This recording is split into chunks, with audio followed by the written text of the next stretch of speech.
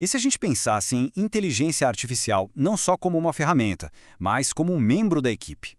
Hoje, a gente vai mergulhar em como construir um colega de trabalho digital, um agente autônomo. A era de simplesmente dar um comando e esperar uma resposta está ficando para trás. Agora, a gente está entrando na era dos agentes que realmente agem. Para entender bem a diferença, olha só isso aqui. De um lado, a gente tem a IA como uma ferramenta. Você pede resume este relatório para mim. É uma ordem, uma tarefa única. Do outro lado, a gente vê a IA como agente. A missão é garanta que nenhuma fatura de cliente fique sem resposta por mais de 12 horas. Percebe? Um é passivo, espera um comando. O outro é proativo. Tem uma missão contínua. É um verdadeiro funcionário digital. Então, afinal, o que é um agente de IA? Imagina uma entidade digital que tem um propósito bem definido. Uma memória para aprender com o que acontece, um conjunto de ferramentas para poder agir e, o mais importante, autonomia para executar tarefas complexas do começo ao fim. Com certeza isso vai muito além de um simples chatbot. Vamos começar pela parte mais importante, a mente do nosso agente. E olha, antes mesmo de pensar em qualquer tecnologia, é aqui que o sucesso do projeto é definido. 90% do trabalho é estratégia, o design vem primeiro. Sabe qual é o erro clássico? Começar pensando na tecnologia. Qual plataforma eu uso? Qual modelo? A pergunta certa, a pergunta de ouro, não é essa. A primeira pergunta deveria ser: qual problema eu simplesmente odeio ter?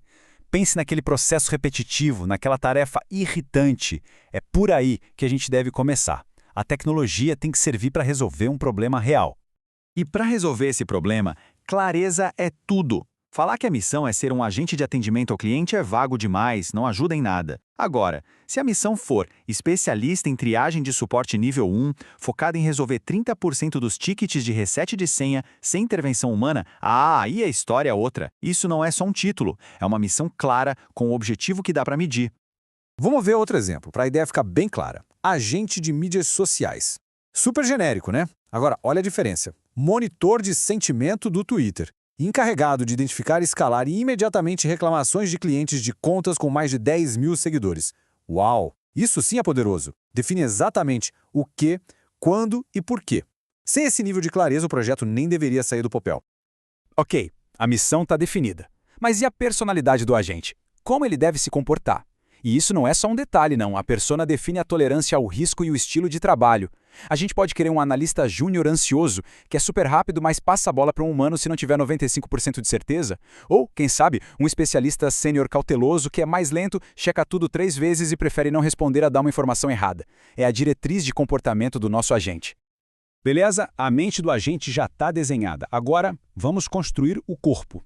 A gente está saindo do porquê estratégico e entrando no o que da arquitetura. Vamos ver quais são as peças que dão vida a esse funcionário digital. No centro de tudo, a gente tem o cérebro, o LLM, ou Modelo de Linguagem Grande. Ele é o motor de raciocínio, é quem planeja e toma as decisões. E aqui a pergunta importante não é qual é o melhor LLM do mercado, e sim qual é o LLM certo para a minha tarefa. Às vezes a gente precisa de potência para algo complexo, outras vezes agilidade para algo simples resolve. Mas um cérebro sem memória não serve para muita coisa, né? É aí que entram os bancos de dados de vetores. Pense neles como a memória de longo prazo do agente. É a biblioteca interna e particular dele, onde ficam os manuais da empresa, as políticas, os procedimentos.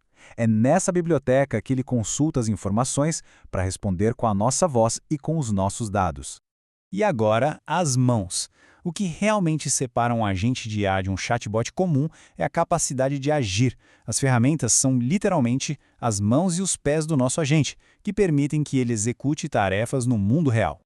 E que tipo de ferramentas são essas? Bom, coisas como enviar um e-mail, verificar a disponibilidade na agenda de alguém, consultar um banco de dados para pegar o status de um pedido. O verdadeiro poder não está em uma única ferramenta, mas na combinação de todas elas.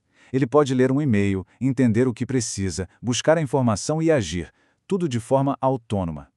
Mente e corpo prontos. Agora chegou a hora da verdade. Vamos para a parte 3, colocar o agente em ação. É o momento de botar para trabalhar, observar onde ele falha e, o mais importante, aprender com essas falhas. Um ponto central aqui é a constituição do agente.